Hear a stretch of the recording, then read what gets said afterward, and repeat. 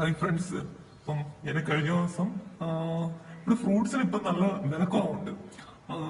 ആപ്പിളിനൊക്കെ നല്ല ടേസ്റ്റുള്ള ആപ്പിളുമാണിത്. ആപ്പിൾ 10 രൂപ കിട്ടും. ഞാൻ 10 അല്ല, 4 ആപ്പിളിന് 50 രൂപ.